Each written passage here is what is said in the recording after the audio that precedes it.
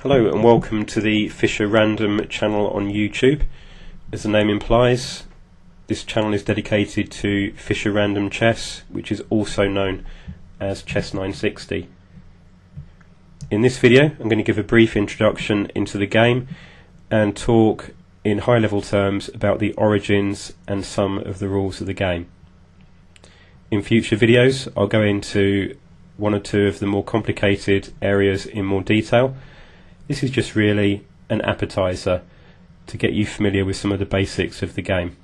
Hopefully after watching this and perhaps doing a couple of minutes of further reading yourself, you should be well on your way to enjoying chess960. The game itself was the invention of former chess world champion Grandmaster Bobby Fischer, and he unveiled this game in 1995. Fischer Random chess is actually based upon an earlier chess variant called shuffle chess, and Fischer's vision was to really design a form of chess which was more about creativity and tactical ability than it was about memorizing hundreds and hundreds of different opening moves. So to introduce the game, it's probably best just to talk about how it compares and contrasts with the standard game. So, the pawns are placed on the 2nd and 7th ranks, just as they are in standard chess. All the pieces go on the 1st and the 8th ranks. These are placed in a random order, but there are two very important restrictions. First of all, the king must be placed on a square between the two rooks. In simple terms, this means that the king cannot be on the A or H files. In addition, there must be one light squared bishop and one dark square bishop. In all versions of the chess960 starting positions, black's pieces are placed equal and opposite to white's pieces.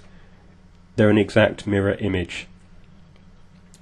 In general, the pieces and the pawn moves are all identical to chess. This means if you can already play standard chess, then you can learn Fischer Random chess within a few minutes. The more common name, chess960, comes from the fact that there are 960 possible starting positions, and one of these is the standard chess starting position, which we're all familiar with. The basic goals of the game remain the same, that being to checkmate your opponent, and the other rules are also the same, such as stalemate, draws, en passant, pawn promotion, etc., etc. Castling is similar to standard chess, but it's not identical.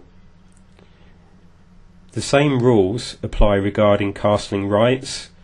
For example, the king and rook must not have been moved.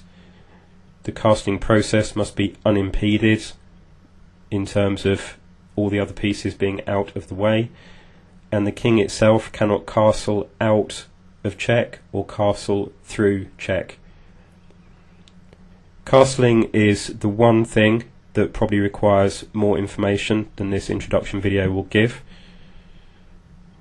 In basic terms though, the difference is due to the fact that the king and the rook are quite clearly in different positions. As I said, I'll cover that in more detail in a follow-up video.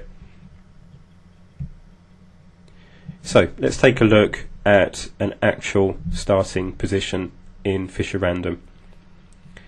So, just to reinforce what I said, you can see that the pawns are in an identical position to standard chess. The white pawns are on the 2nd rank, and the black pawns are on the 7th rank. All the pieces are on the 1st and 8th ranks respectively, and let's talk a little bit about the rules. So, as I said before, the first critical thing is that the king, white's king being on g1, must have a rook either side of it. In this case, the rooks are on f and H files. They could equally be on this F rook, could equally be on the B file, for example. There must be one dark square and one light square bishop, and here for white we can see dark square bishop on A1, light square bishop on B1. The other pieces, those being the queen and the two knights, are simply placed on the remaining squares. And as I said before, if you look at white's position, the pieces of black's are an exact mirror image.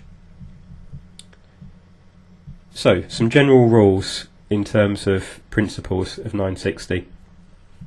Many of these are exactly the same as standard chess. The concepts of quick development and controlling the centre are just as important in Fischer Random chess as they are in standard chess. King safety is, of course, the most important consideration, but in addition to this, in Fischer Random, particularly in the opening moves, some consideration needs to be given to queen safety and rook safety also. Because of the random position of these pieces, the normal concepts of weak and strong squares don't necessarily apply, and this means that they can be vulnerable to attack, particularly from bishops. Weak squares and piece coordination are different in 960. Obviously, we're very familiar with playing knight f3, for example. In Fischer Random, this kind of coordination does not necessarily apply. For this reason, there's an even greater influence of calculation in Fischer Random. In my opinion, the game lends itself perhaps giving an advantage to those players that are more familiar with very open, highly tactical openings, and perhaps gives a slight disadvantage to those of us preferring closed or semi-open positional openings.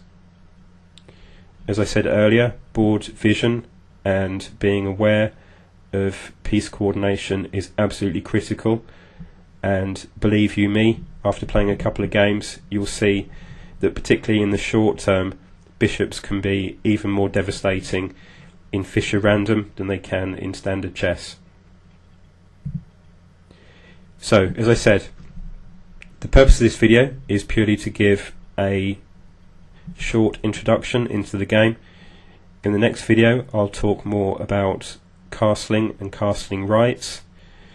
If you found the video useful, then please consider subscribing, and you can find more information on fischerrandom.com, and you can also find us on Twitter and Facebook.